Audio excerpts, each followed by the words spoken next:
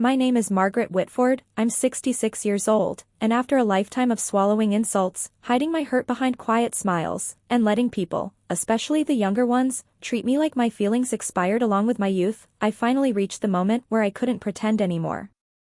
I didn't know it at the time, but the night my future daughter-in-law stood in front of both our families and loudly called me a fat old pig, was the night everything changed. It was the night I decided that silence was no longer kindness. It was survival. And it was the night she unknowingly pulled the thread that unraveled every lie she had ever crafted around her own perfect image.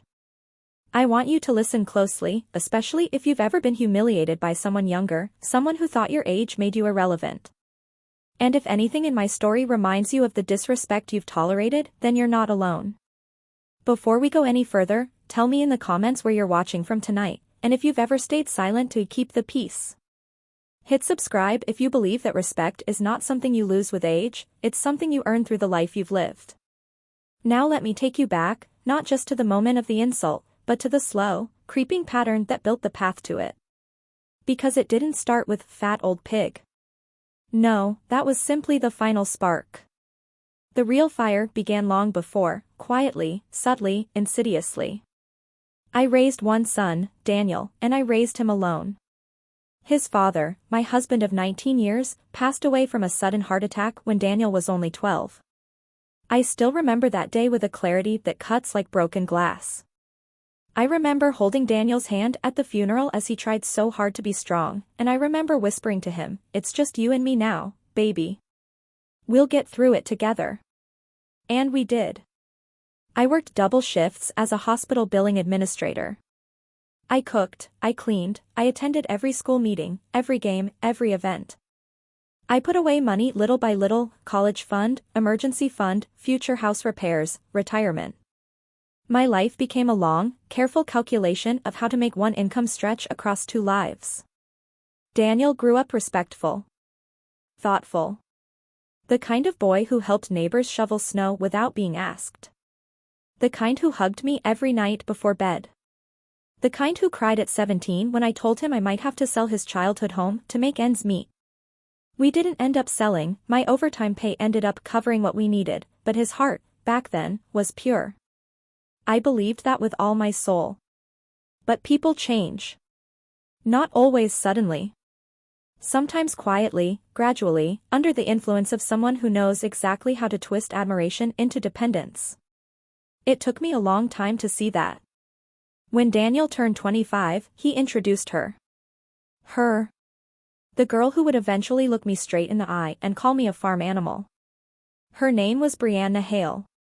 23. Beautiful in that sharp, curated, Instagram-approved way young women are now. Long blonde waves that she claimed were natural, but I later found out were maintained for $450 every 6 weeks. Gel nail manicures, designer bags, jewelry that she insisted were investments, though most were marked-down knockoffs she ordered from questionable websites. She walked into our house with a confident sway in her hips, wearing perfume I later realized cost more than my monthly grocery budget, and a smile that never fully reached her eyes. Daniel was dazzled. He looked at her like she'd handcrafted the sun and hung it in the sky herself. And I tried. I saw the red flags even then, but I tried. Because I'd spent 25 years being both mother and father to my son, and I didn't want to be the reason he wasn't happy. So I swallowed every small discomfort, every dismissive smile, every micro-insult wrapped in faux sweetness. The first time she truly revealed herself was subtle. We were having dinner, one of our first together. I'd cooked pot roast, the recipe Daniel always requested on special occasions. I spent the afternoon making it tender, seasoning it just right, setting the table with the good dishes I only brought out for holidays. Brianna walked in, took one sniff, and wrinkled her nose. "Oh. It smells old-fashioned," she said, glancing at Daniel with a smirk, like my cooking was some joke he was supposed to share in. Daniel chuckled, not to be cruel, but because Brianna had that spark, that intoxicating ability to pull laughter out of people even when they weren't sure why they were laughing. "Come on, Brie," Daniel said gently. "It's my mom's favorite recipe." She tilted her head, lips curling. "Sure. I'm just saying, we could have ordered Thai or sushi." Something more modern. I felt my face warm, but I smiled anyway. You're welcome to choose next time, sweetheart. Oh, I don't cook, she answered immediately.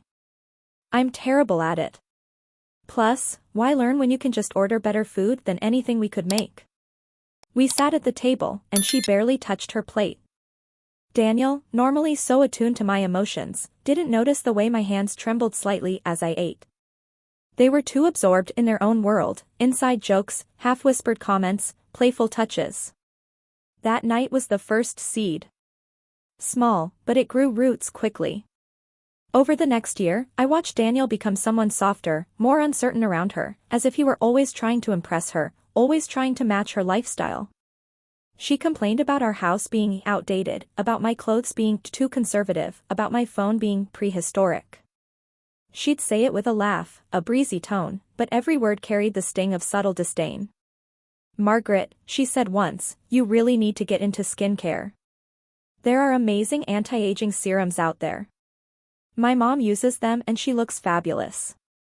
Her mom, of course, was one of those 60-year-olds who looked 38, thanks to Botox, fillers, chemical peels, and 3 facelifts I later learned were financed entirely through debt she had no intention of paying back.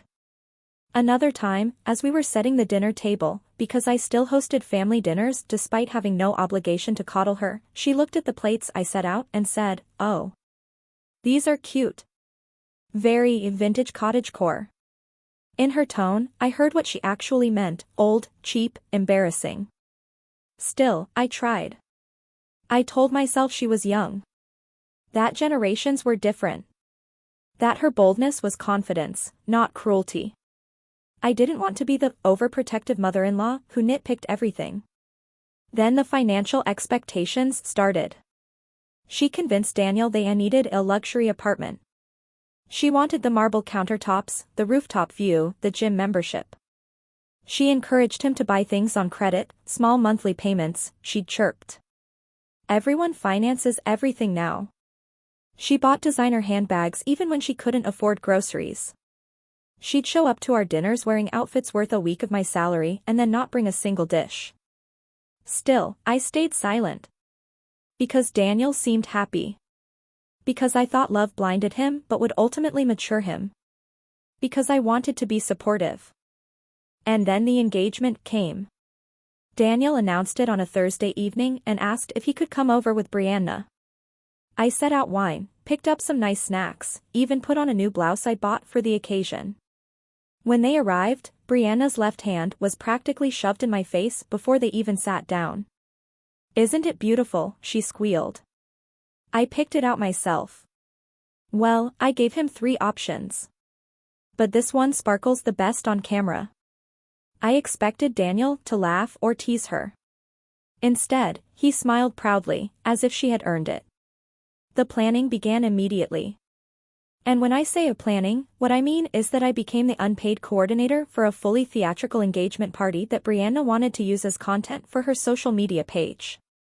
Suddenly, everything required my involvement, no, my financing. "Oh, Margaret, could you call the caterer?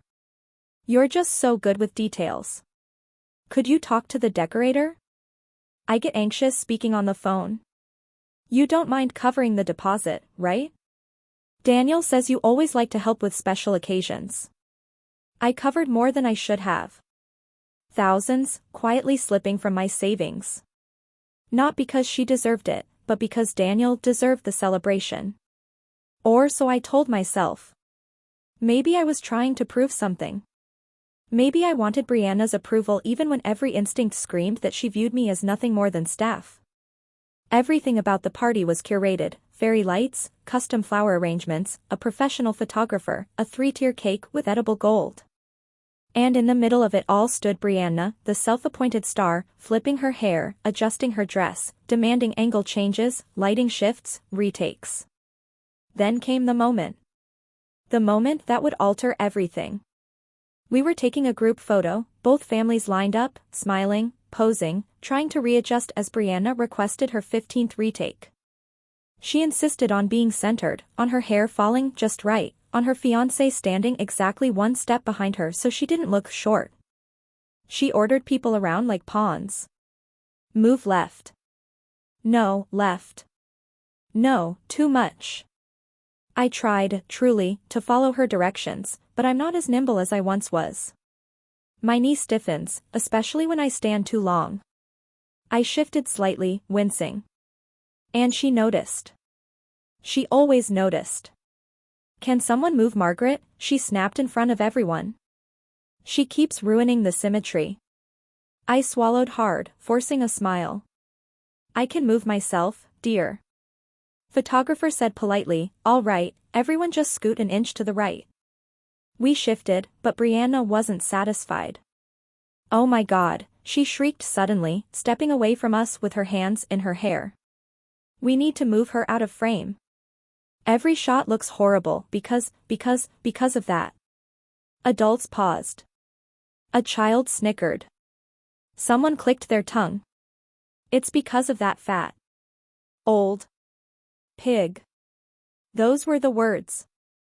The air cracked. Conversations died instantly. Someone dropped their wine glass. The photographer froze mid-click.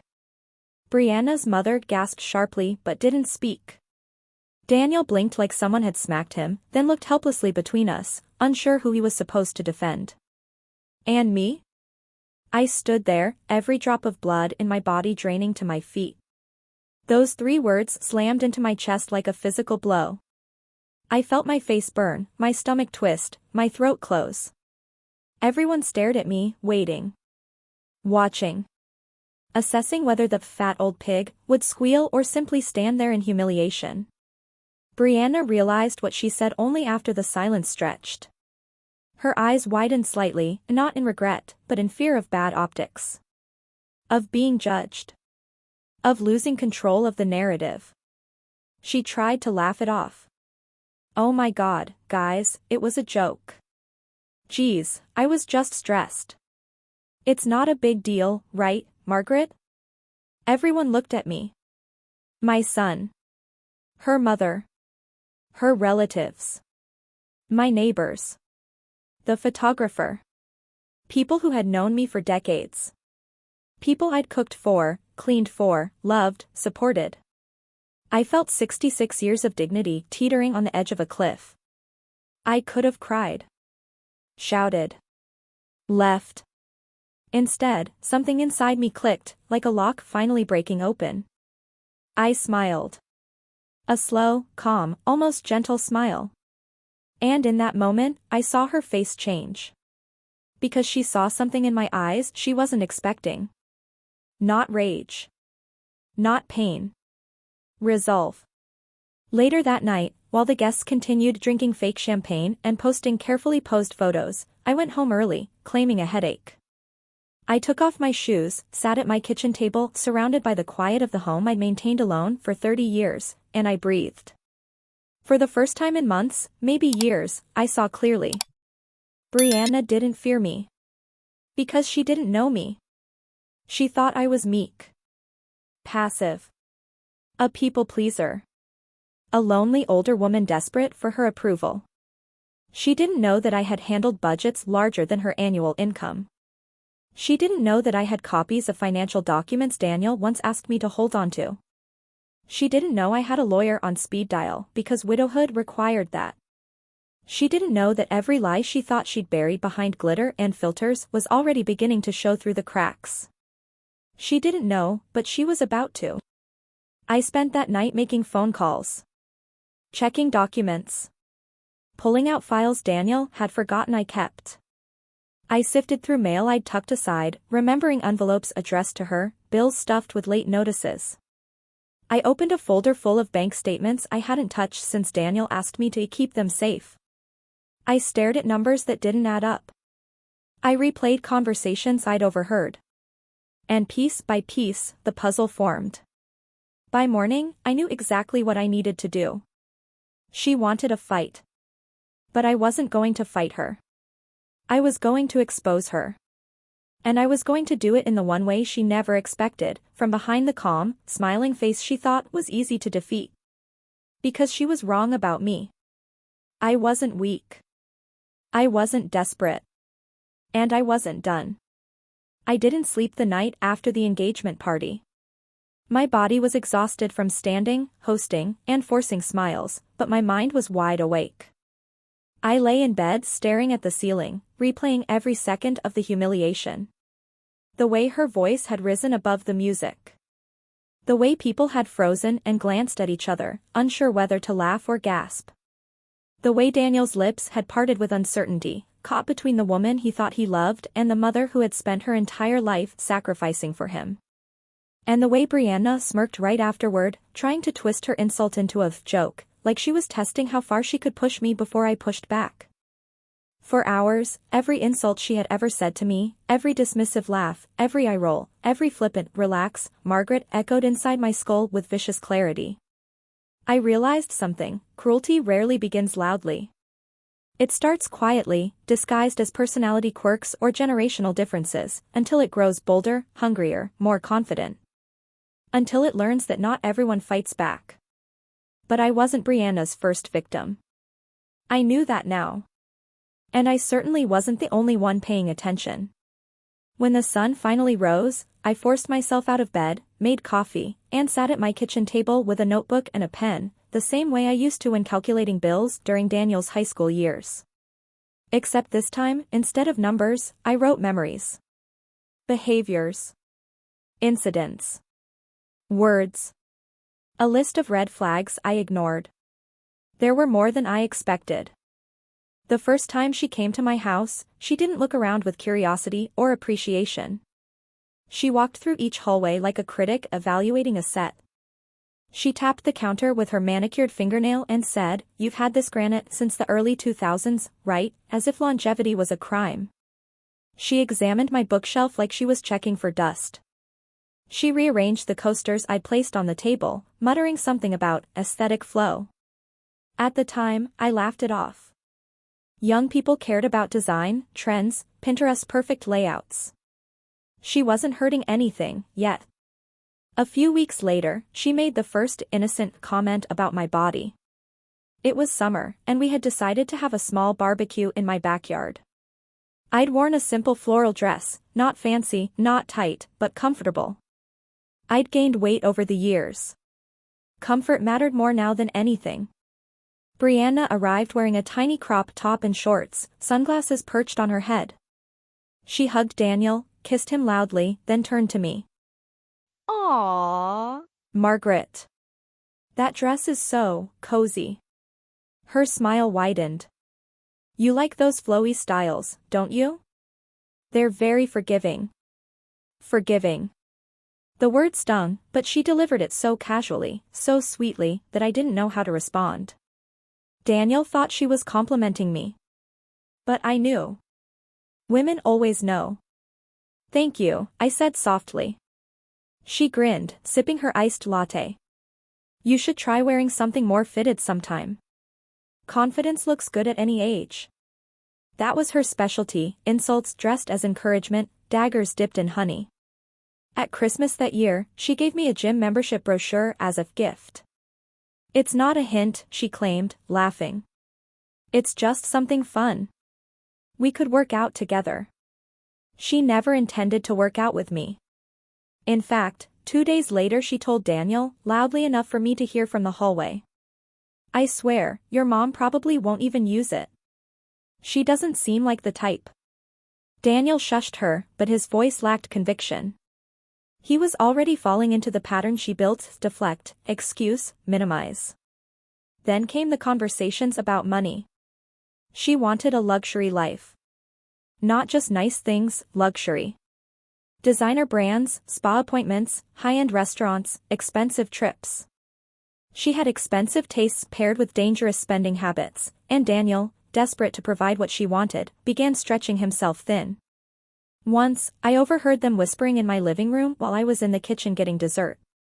"Daniel, I need the newer iPhone," she said, that wheedling tone dripping from her voice. "This one's 2 years old. It looks cheap on camera." "Brie, I just bought you that phone last year." "I know, but my followers notice these things. We can put it on a payment plan. We already have 3 payment plans." She let out a dramatic sigh. Well, maybe if your mom would help you more financially, you wouldn't be so stressed. I froze, spoon in hand. Daniel replied, she already helps us a lot. I don't want to ask her for more. Brianna clicked her tongue. You need to step up. You're going to be the man of our household. Don't you want to give me the life I deserve? Deserve. That word lodged itself deep in my chest. She believed luxury wasn't something earned, but something she was entitled to. And Daniel, wrapped in infatuation, guilt, and the pressure she buried him under, slowly became her enabler. Once, after a particularly tense dinner where she insulted my baked chicken for being too dry for modern taste, Daniel confronted me in the kitchen as I washed dishes. Mom. I think Bree just wants you to be more open-minded. I turned to him slowly. Open-minded about what? He hesitated. About improving things. The house. Your wardrobe. Maybe your health. My hands trembled under the faucet. My health? He swallowed. She just wants you to feel confident. Confidence. Forgiving dresses. Gym memberships. The pattern was no longer subtle. Brianna had convinced my son that her cruelty was concern. Another red flag, the way she spoke about her own family. Her mother, Christine, was a fragile-looking woman with a tight face, too smooth forehead, and lips that didn't quite move naturally when she spoke. She wore designer clothes but lived in a small rented condo. Brianna once said proudly. Mom's had some work done. But she deserves it. She's been through so much. When I asked what she'd been through, Brianna shrugged. Debt. Divorce. Stress. Men issues. You know, modern woman problems. Her father, apparently, was a man she had no contact with but mentioned only when she needed sympathy points. My dad was emotionally abusive. I think that's why I have trust issues. Daniel really understands me. But I would later learn that her father had simply stopped supporting her financially after she racked up debt in his name. The more she talked about her family, the more I realized she admired no one, not even her own mother. She only admired lifestyles. When I'm older, she said once, scrolling through Instagram, I want to look like her. She held up her phone, a photo of a Botox-heavy influencer with no wrinkles at 50. That's goals, she said, tapping her cheek. Not this whole aging thing. She glanced at me as she said aging, almost daring me to react. I never did. One memory that resurfaced as I wrote in my notebook was from a shopping trip Daniel convinced me to join. They were choosing outfits for their upcoming anniversary, and Brianna wanted my opinion. We stepped into a boutique filled with clothes far too expensive for my budget. She tried on several dresses, each tight, sparkly, loud. She'd emerge from the fitting room, twirling, asking Daniel. Do I look skinny? Be honest. Daniel, flustered, always answered yes. Then she held up a blouse, simple, soft, emerald green. This would look nice on you, Margaret, she said sweetly. It's flowy. Perfect for covering problem areas. I smiled politely. It's lovely, thank you. She handed it to the cashier without asking me, expecting me to buy it. I bought it. Not because I wanted it. But because I didn't want a fight. Later, when I wore it to dinner, she smirked. See? That color is flattering. Much better than those sad brown shades you always wear. Daniel laughed. She laughed. I pretended to laugh too. I remember standing in front of the bathroom mirror that night, touching the fabric and whispering to myself. Have I really spent my life trying to avoid conflict? Is this what kindness has bought me? But the biggest red flag, one I didn't understand until much later, was how Brianna handled guilt. She never apologized. Never. She would say things like, relax, it wasn't that serious. Or, you're too sensitive. That's not my problem. Or, why are you making this about you? Every time she crossed a line, she made me feel like the unreasonable one. And Daniel, unsure and overwhelmed, always leaned toward her perspective. He was terrified of upsetting her. Terrified of losing her. Terrified of conflict. So he sacrificed me. He wouldn't see it that way, at least not at first. He thought he was keeping the peace. But the truth was simple. He was allowing his girlfriend to chip away at my dignity piece by piece. And then came the big reveal. Her financial lies.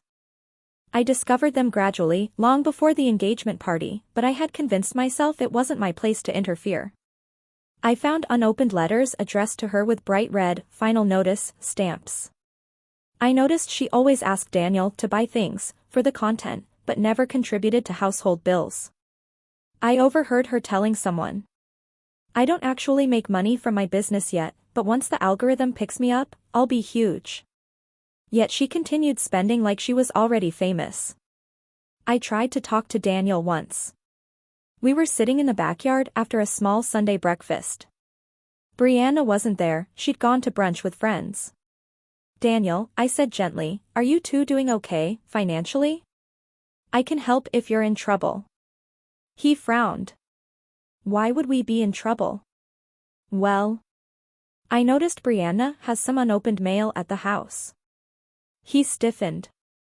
Mom, don't go through our mail. I didn't, I said quickly. I just saw it on the counter. It's under control, he muttered. Just don't worry about it. But the tension in his shoulders told me it wasn't under control at all.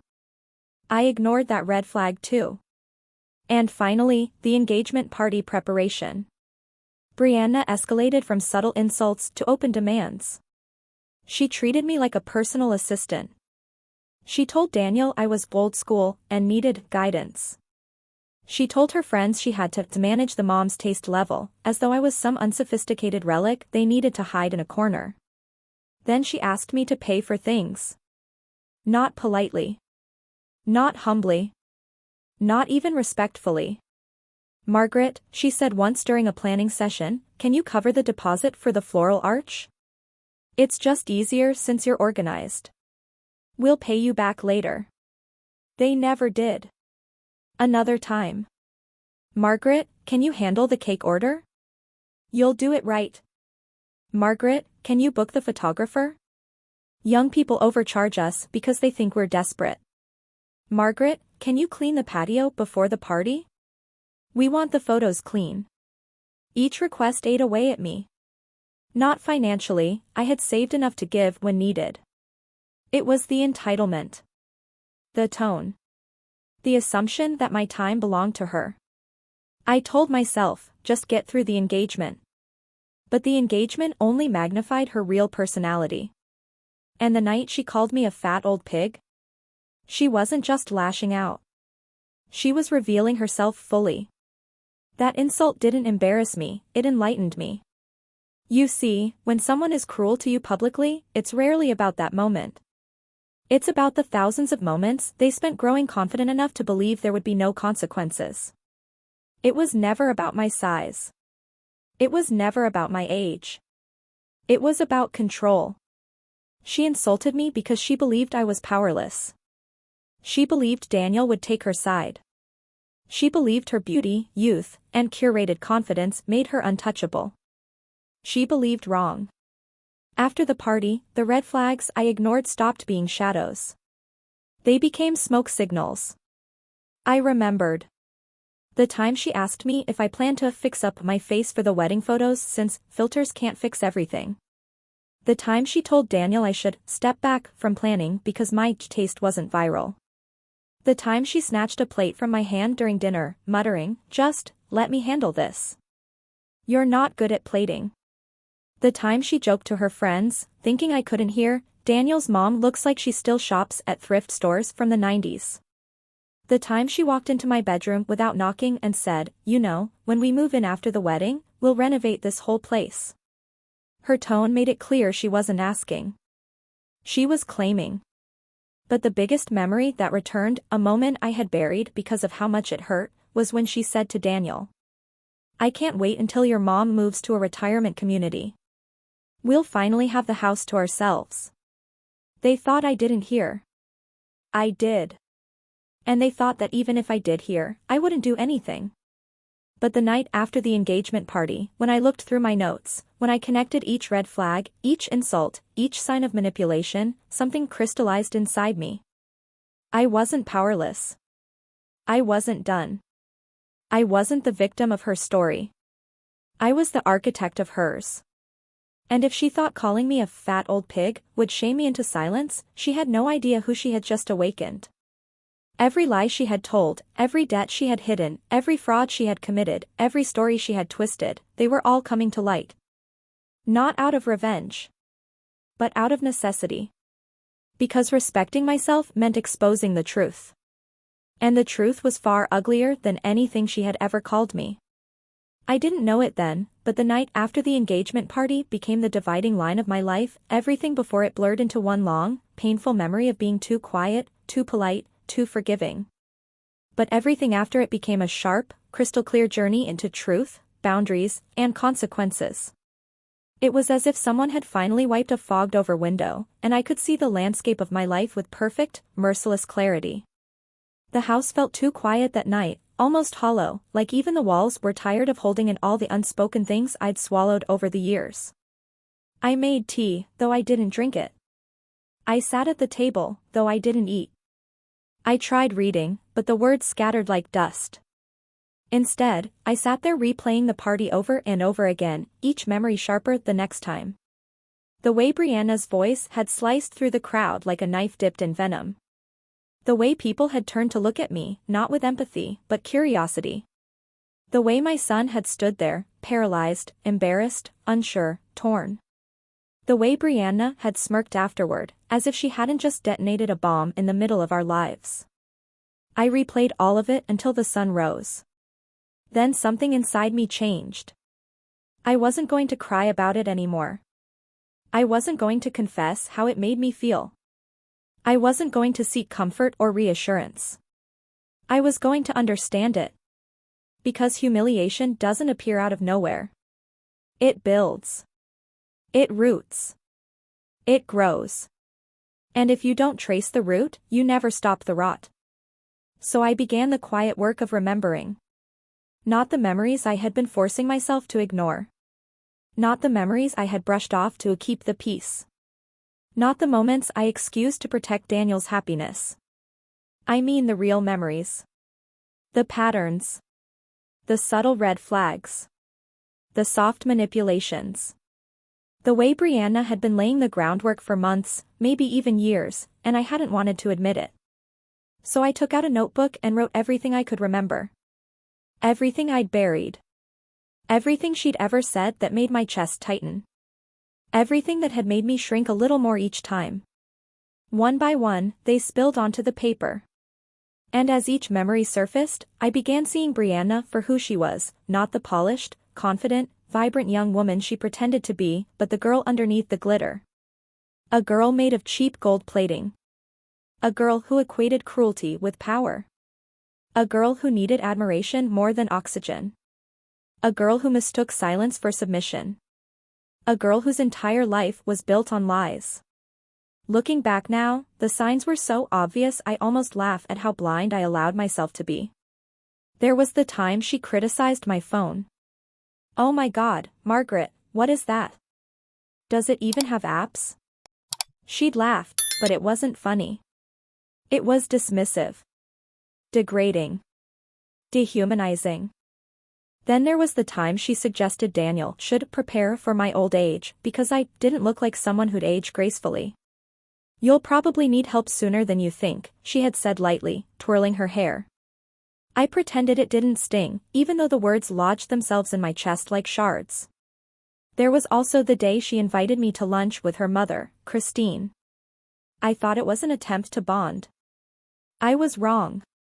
They spent the entire meal discussing skincare procedures, criticizing women who let themselves go, and comparing notes on the best facial fillers for lifting sagging cheeks.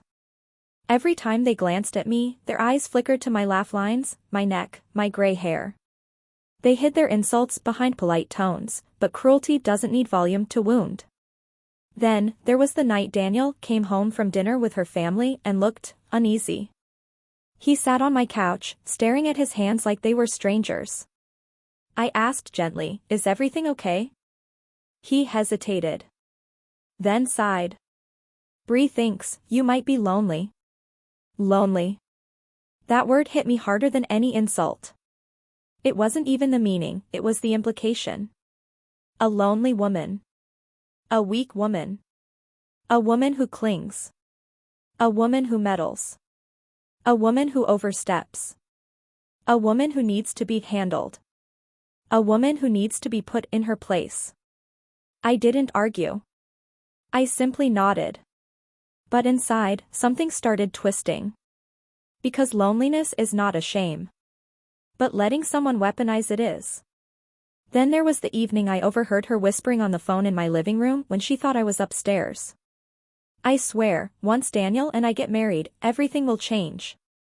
Margaret will have to step back. It'll be our house. Our rules. Our life. She won't be in charge of anything." Then a laugh. A cold, sharp, victorious laugh. "She'll have to get used to being the guest in her own home."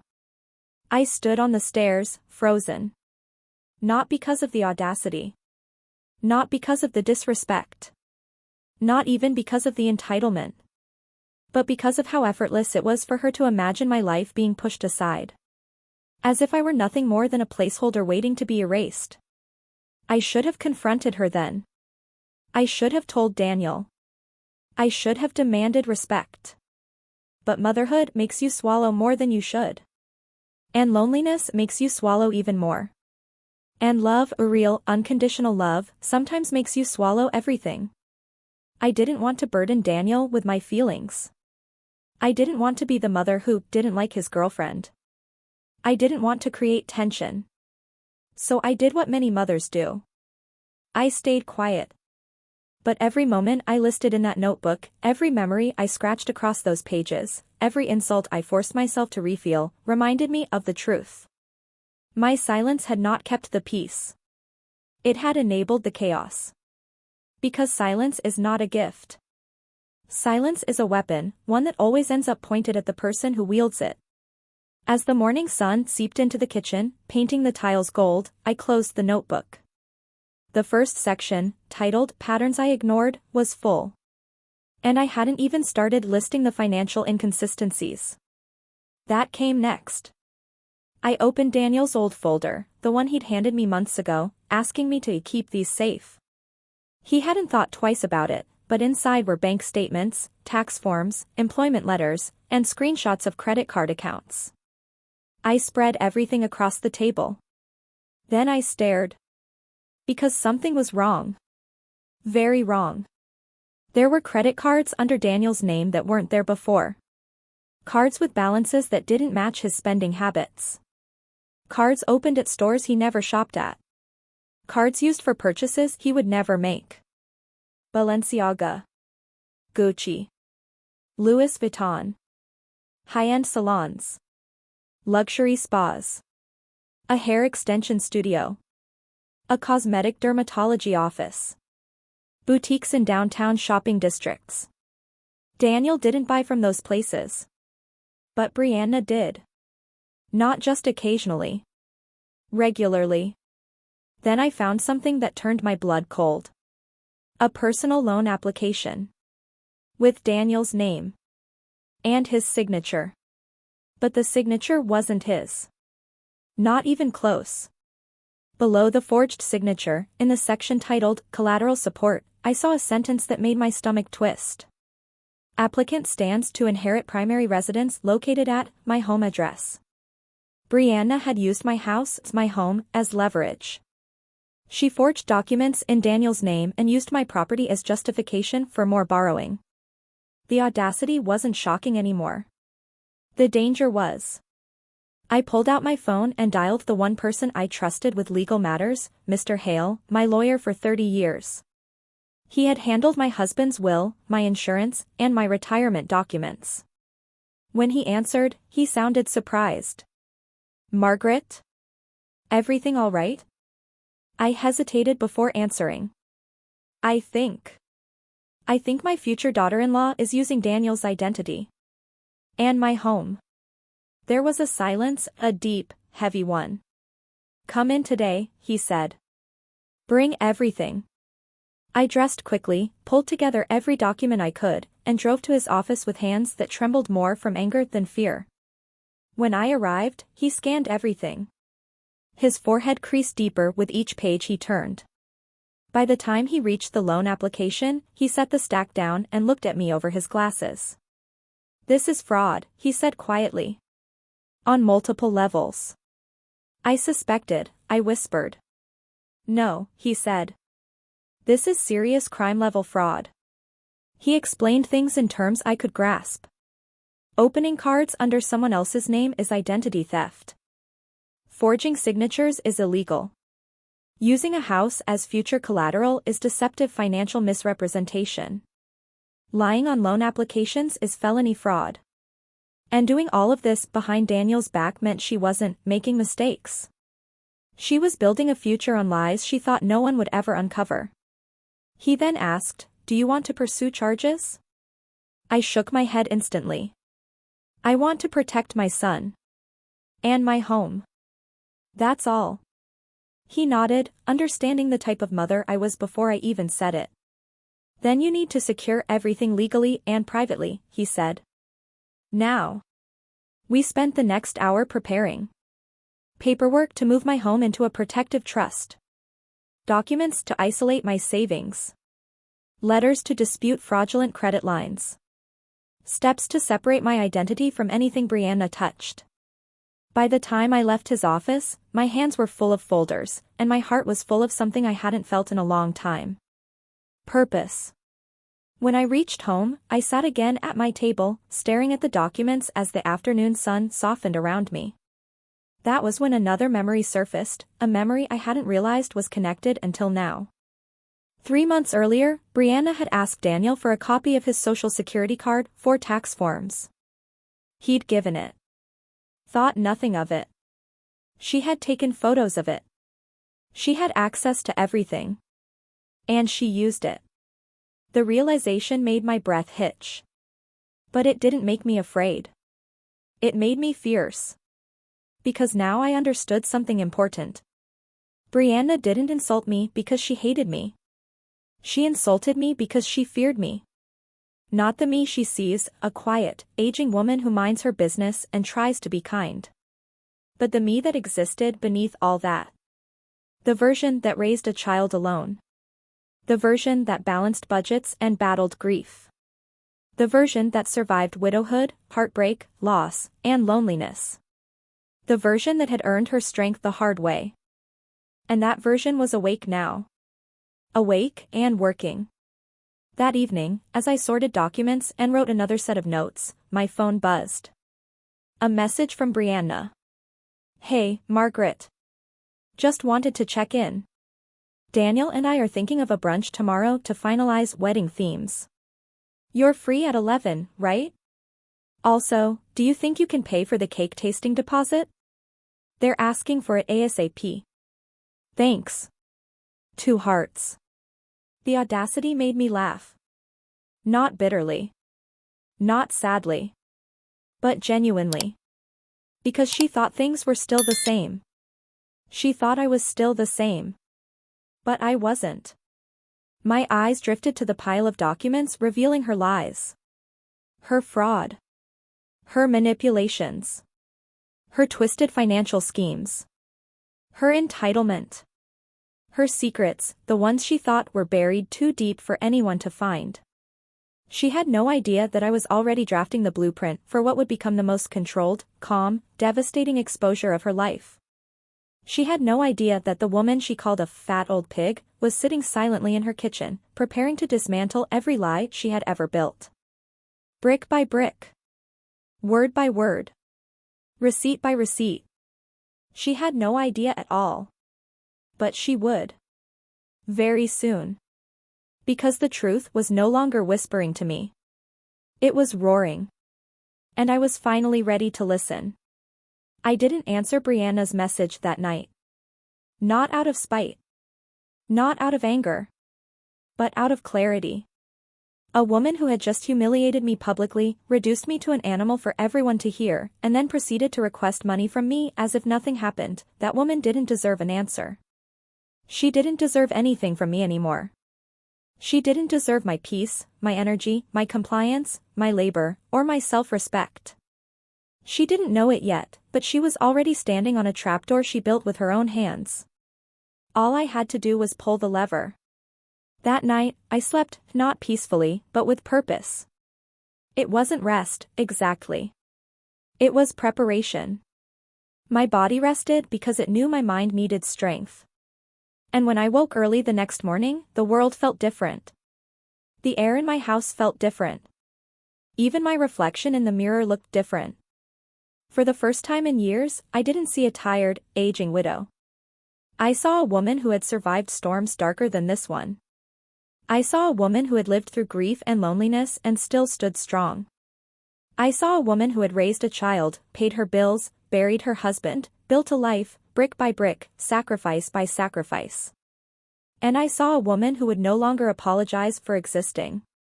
I made myself breakfast, a small bowl of oatmeal, a few slices of apple, a cup of tea, and then I sat at my kitchen table again with my files, my notebook, and a calm that almost frightened me. I didn't tremble. I didn't cry. I didn't doubt myself. I simply planned.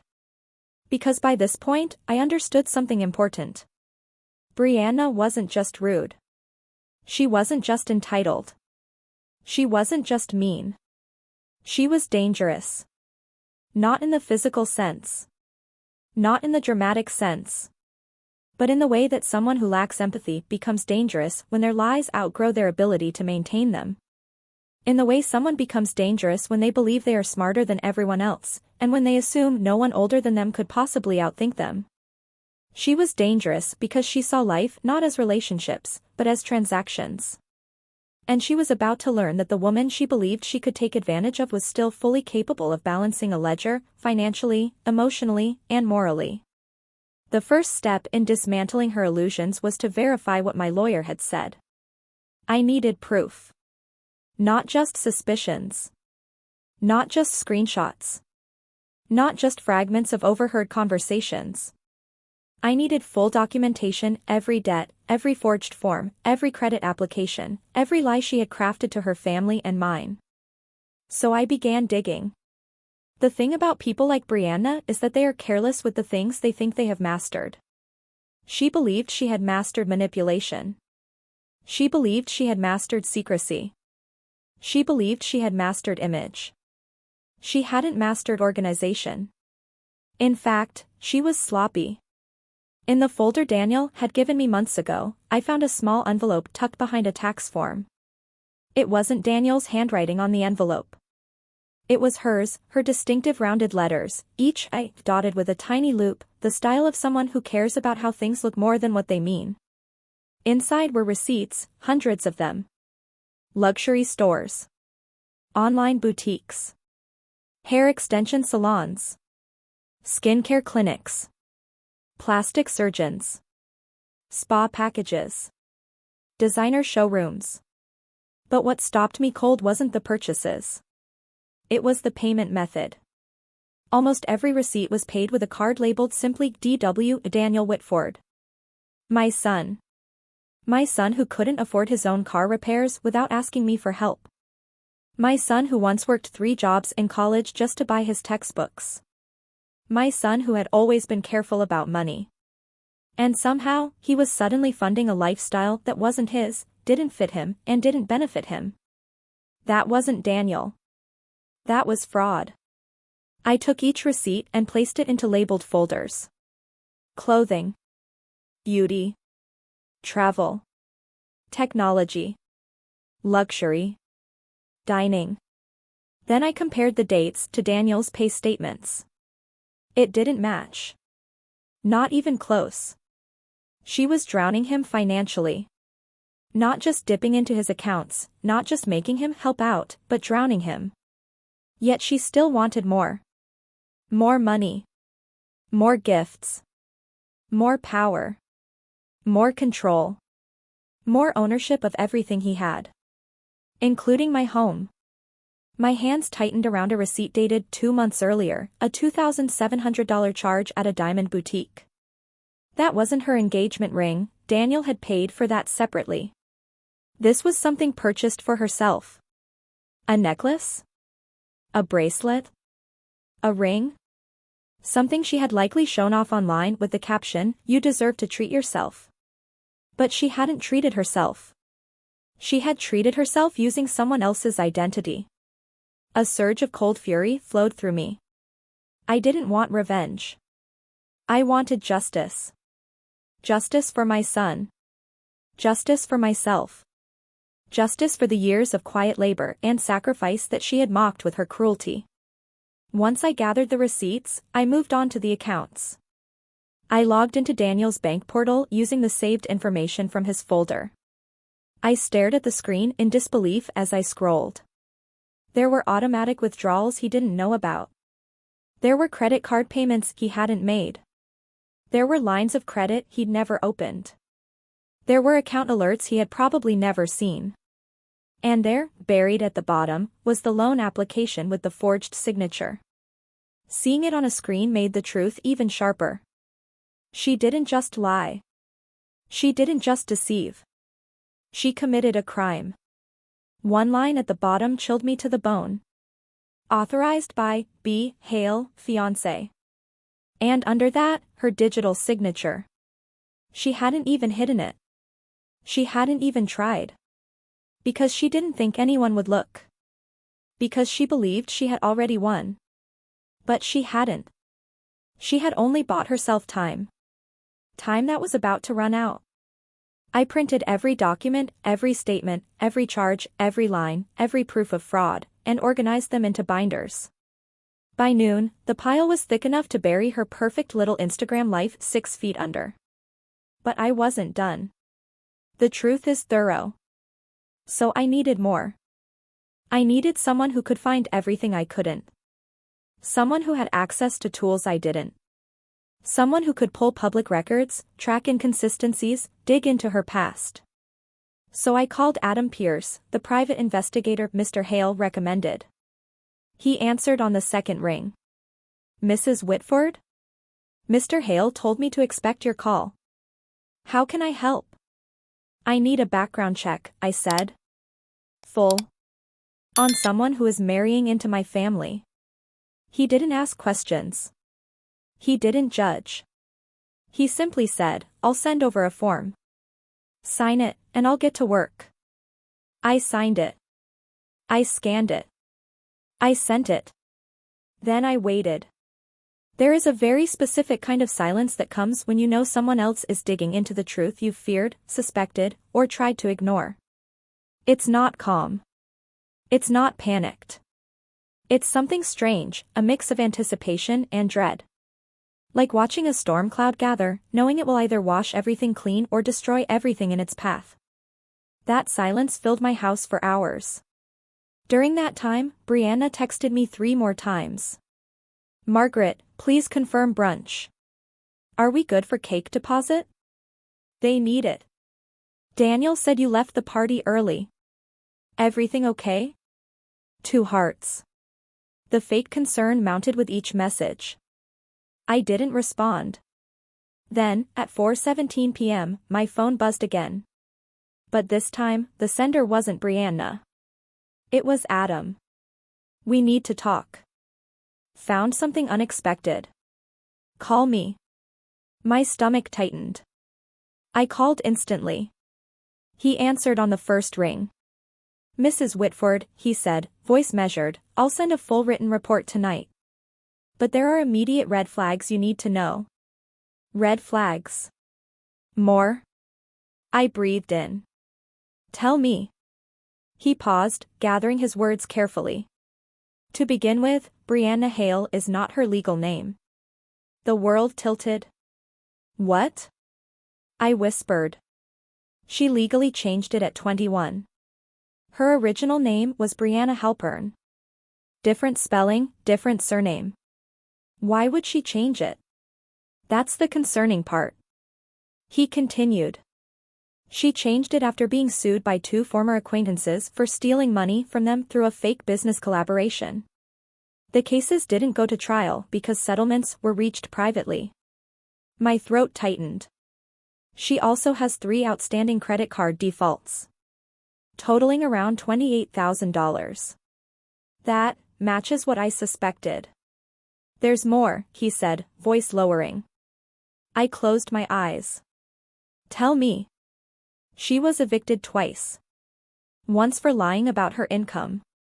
Once for bouncing rent. I exhaled shakily. Anne. He hesitated. Before meeting your son, she dated somebody. A man in his 30s who runs a photography business. His restraining order against her was filed 18 months ago. My heart clenched. A restraining order? Yes. For harassment, property damage, and identity misuse. Identity misuse. The same thing she was doing now. This pattern is consistent, he said. She seeks relationships with financially stable men, gains access to their information, and uses it to build credit or lifestyle inflation. When the relationship ends, the men are left with debts. I gripped the phone tightly. And Daniel? I whispered. Your son is her biggest target yet. The room seemed to shrink around me. Mrs. Whitford, he said gently, your son is in danger of financial collapse. Tears rose in my eyes, but not for myself. For Daniel. For the boy I raised. For the boy who trusted easily. For the boy who believed love meant sacrifice. For the boy who didn't know someone could love him for what he offered, not who he was. Adam cleared his throat. I'm sending the documents now. Call me if you need help presenting them legally. Thank you, I whispered. Truly. After we hung up, I stayed still for a long time. Not frozen. Not stunned. Just processing. She wasn't just manipulative. She wasn't just entitled. She wasn't just cruel. She was a predator. And my son was prey. But not for long. That evening, as the sun dipped behind the trees, I opened the email Adam sent. Attached were PDF files, financial histories, court records, address history, known associates, previous employers, and cross-referenced social media posts. Her entire life. Unmasked. Exposed. Documented. For the first time, I realized that the insult at the engagement party wasn't the beginning. It was the confession. Someone who feels invincible always reveals themselves eventually. And she had revealed herself in front of both families. But now it was my turn. Not to humiliate her the way she humiliated me. Not to sink to her level. Not to lash out. But to tell the truth. Because truth does what insults never can, it changes things. I printed everything, every page, every line, every detail. Then I placed everything in chronological order, in a binder so thick it barely closed. When I closed the binder, I whispered to myself. This ends now. Not because I wanted revenge. But because I wanted my son back. I wanted my dignity back. I wanted my home back. I wanted my peace back. And exposing the truth was the only way to take it all back. I stood up, walked to the window, and stared into the night. Tomorrow, I would set the trap fully. Tomorrow, I would invite both families to my house. Hers. Mine. Everyone who believed her stories. Tomorrow, the woman who called me a fat old pig would see exactly who she had insulted. Not a weak woman. Not a desperate mother. Not a pushover. But a woman who had survived storms she couldn't imagine. A woman who had earned every inch of her strength. A woman who was done staying silent. Tomorrow, the story would shift. Tomorrow, the truth would speak. And when it did, it would be deafening. The next morning felt unnaturally still, as if the world itself knew that something irreversible was about to happen. I woke before dawn, my mind oddly calm, so calm that for a moment, I wondered if I had imagined everything. Maybe the binder on my dining table wasn't as damning as I remembered. Maybe the investigator's report wasn't as devastating. Maybe the receipts weren't as incriminating. Maybe the forged signature wasn't as bold. But reality settled in quickly. Nothing was imagined. Nothing was exaggerated. Nothing was misunderstood. The truth was sitting in neat, documented layers on my dining table. The truth had dates. The truth had numbers. The truth had witnesses. The truth had signatures. The truth had a history. And today, the truth would finally have a voice. I spent the morning preparing, not in a dramatic way, not rehearsing speeches or planning out movements. I simply cleaned the house, brewed tea, set out chairs, and opened windows to let in fresh air. There was something almost symbolic about it, letting in air, letting in light, letting in honesty after months of suffocating under someone else's lies. Around noon, Daniel called. "Mom?" His voice was tired, as if he hadn't slept at all. "Can I come over? Brianna wants to join too. She said you weren't feeling well yesterday." "Oh, I'm feeling well," I said gently. "Come by. Both of you. And invite her parents too." He hesitated. Her parents. Is something wrong? "I think it's time we all spoke. Together." He exhaled shakily, as though he sensed what was coming, though he didn't know exactly what shape it would take. "We'll be there." I ended the call and stared at my reflection in the hallway mirror. An older woman, yes. Tired, perhaps. Worn down by life, maybe. But not weak. Not anymore. Not today. Today, I would speak for my son. Today, I would speak for myself.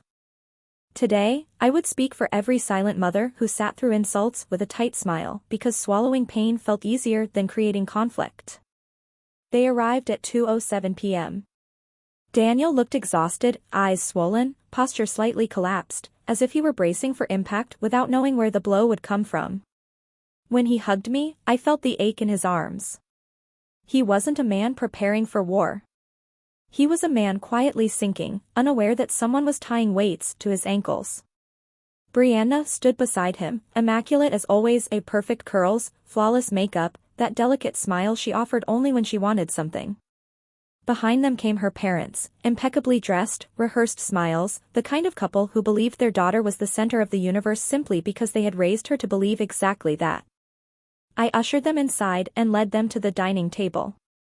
The large binder sat in the middle, closed, neutral, unthreatening. Brianna glanced at it with brief curiosity but quickly returned to her polite expression, the one she used when she wanted to appear supportive and harmless. "Thank you for coming," I said, taking the seat at the head of the table. "There's a lot we need to talk about." Daniel leaned forward. "Mom, if this is about the engagement party." "It's not about the insult," I interrupted kindly. "Not anymore." Something in his face softened at that. He had been carrying guilt like a second skin. "I'm not here to relive that moment," I continued. "I'm here because the future you're walking toward, it isn't safe." Brianna's smile faltered. Her mother exchanged a quick look with her husband. Daniel swallowed hard. "Mom, what do you mean?" Instead of answering, I opened the binder. The sound, the quiet thud of paper shifting, filled the room like thunder. "Everything in here," I said, touching the first page, "was not gathered to hurt anyone. It was gathered to protect you." Brianna's face stiffened. I turned the binder toward her parents, toward Daniel, toward her. "This is a documentation of financial activities connected to your accounts, your name, your credit, and your signature," I said softly. The softness was intentional. This wasn't a moment to scream. This was a moment to reveal. Daniel frowned. "Mom, what is this?" I flipped to the first section. Receipts. Hundreds of them. Sorted neatly by category. "Daniel," I said gently, "you've been paying for lifestyle purchases that you didn't make." He blinked, confused. "What?" "I don't." These, I said, pointing to the luxury store receipts, are not yours. His eyes scanned the pages. Mom. I don't recognize any of this. I know, I said. Because someone else made the purchases. Brianna's jaw tightened almost imperceptibly. Her mother spoke sharply. Are you accusing our daughter of stealing? I'm not accusing, I said quietly. I'm showing. I turned to the next section. Bank statements. Withdrawals. Transfers. Payments to credit cards Daniel had never opened. Daniel's face drained of color. Mom, how long has this been happening? Almost a year, I said gently. I never saw any alerts, Because someone changed the notification settings, I said, sliding one printed screenshot toward him. Your statement stopped being emailed to you 6 months ago. Daniel looked up. Straight at Brianna. She didn't move. She didn't blink. She didn't speak. Her silence was a confession. I flipped to the loan application. The forged signature. The room changed in an instant, so quiet I could hear Daniel's breathing. This loan, I said, tapping the page, is in your name. Daniel stared. I didn't sign anything. I know. I pointed at the authorization line. He read it. His voice broke. Brianna? She exhaled sharply, lifting her chin. Okay, yes, I did the paperwork, but only because Daniel said it was fine. You were busy. You said I could handle things. He shook his head slowly, hollow disbelief spreading across his face. I never said that. I never, Brianna, why would you do this? Her mother jumped in. This is a misunderstanding. Brianna has never. There's more, I said softly, turning to the next section. Her legal name change. Her past lawsuits. Her defaults. Her evictions. The restraining order. Her parents' faces collapsed, not with shock, but with something colder. Recognition. They knew. They had known pieces. Maybe not all, but enough to realize this moment was inevitable. Brianna's breath hitched, and for the first time since I met her, the confidence in her posture cracked. Why? Daniel whispered, not angry, not screaming, just broken. Brianna, why? She didn't answer. Not because she didn't have one. But because she had lost control of the narrative. Her entire life, she had survived on image. On charm. On manipulation. On selective truth. But now the truth was here, and it wasn't shouting. It wasn't attacking. It wasn't insulting. It was simply present. And she wasn't prepared for that. Daniel leaned back in his chair, staring at the ceiling with trembling hands. I could see it happening inside him, memories rearranging themselves, red flags resurfacing, excuses unraveling. He whispered again, barely audible, why? This time, her mask fully shattered. I just wanted, her voice shook. I wanted the life I deserve. The life you deserve? Daniel echoed quietly. And that required, using me? Her breath came shallow, panicked. I wasn't using you. I love you. I didn't have opportunities growing up, and I thought, if I could just get stable. At my expense? Daniel whispered. At my mother's expense? Tears streamed down her face now. Her parents watched silently, powerless to fix what they had helped break. I didn't mean for it to get this far, she choked out. I didn't want to lose everything again. The fragility in her voice surprised me. It didn't excuse anything. But it revealed the truth about her. She wasn't cruel because she was powerful. She was cruel because she was terrified. Terrified of scarcity. Terrified of insignificance. Terrified of losing the life she tried so hard to construct. People like her didn't build lives. They built illusions. And illusions were exhausting to maintain. Daniel wiped his eyes. You insulted my mother. You forged my name. You buried me in debt. You lied about your past. You. He broke off, unable to continue. I reached over and squeezed his hand. I'm here, I whispered. You're not alone in this. Brianna sobbed quietly, shoulders trembling. I'm sorry, she whispered. I'm so sorry. Her parents finally spoke, voices low, ashamed. We didn't know all of this, her mother said, eyes glossy. We tried to help her. She struggled with honesty for a long time. Daniel's voice was barely audible. So you both knew pieces of this and still let her get engaged to me? Silence. The kind that confesses everything words cannot. He turned to Brianna. I loved you, he said, not in anger, but in grief. But love without trust is just suffering. She cried harder, reaching for him, but he gently pulled his hand away. Daniel, she begged. I can't marry someone I don't know, he said softly. And the person I do know isn't the person you pretend to be. Her sobs grew louder, but not hysterical, just heartbreaking. She wasn't fighting. She wasn't denying. She wasn't manipulating. She was collapsing. Not because I exposed her, but because she had run out of lies to hide behind. And for the first time, I saw her not as a villain, but as a woman built from desperation, fear, and emptiness she never learned to fill. But empathy didn't erase consequences. I closed the binder slowly.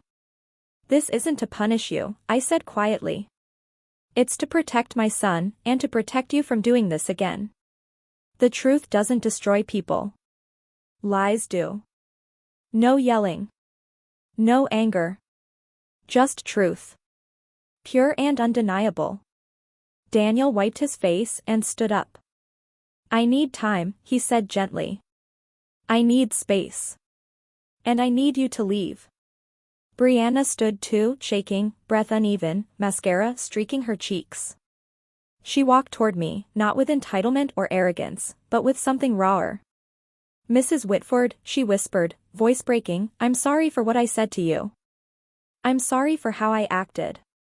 I'm sorry for everything. Her apology wasn't dramatic. It wasn't defensive.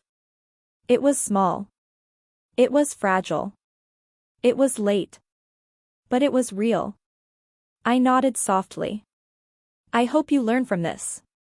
She nodded through tears, unable to speak again. Her parents led her out, quiet, defeated, holding pieces of a daughter they no longer knew how to repair. When the door closed behind them, Daniel stood frozen for a long moment. Then he broke. Collapsed into my arms like a child. Sobbing, deep, heavy sobs pulled from a place he hadn't touched in years. I'm sorry, Mom, he cried into my shoulder. I'm so sorry. I didn't listen. I didn't see. I didn't. I held his face in my hands. Daniel, I whispered, you are not at fault for someone else's deception. He shook his head violently. But I let her insult you. I didn't protect you. You're my son, I said, wiping his tears like I had when he was little. And I will always be your home. You don't need to protect me from words. You only need to protect yourself from people who mean harm. We stood there for a long time, mother and son, holding each other, healing in the quiet aftermath of truth. No drama. No chaos. Just the release of everything unspoken. When he finally pulled away, he looked lighter. Still hurt, still grieving, but freer. Mom, he whispered. Thank you. No, I said gently. Thank yourself. You listened. You faced the truth. That takes courage. Later that evening, after Daniel went home to rest and think, I sat alone at the dining table. The binder was still there, solid, heavy, undeniable. But I didn't feel weighed down by it anymore. Instead, I felt light. For the first time in years, the air in my house felt like it belonged to me again. People think emotional justice comes with shouting, fireworks, dramatic moments. But in real life, emotional justice often comes quietly, through clarity, through truth, through finally choosing yourself. I didn't destroy Brianna. She destroyed her own illusion. I simply chose to stop participating in it. And that choice changed everything. If you've ever been insulted, overlooked, manipulated, or gaslit by someone who believed your age or kindness made you weak, remember this. You don't have to match their cruelty. You don't have to yell. You don't have to break. You don't have to get even. You just have to tell the truth. Because lies are loud, but truth? Truth is powerful. Truth speaks once, and echoes forever.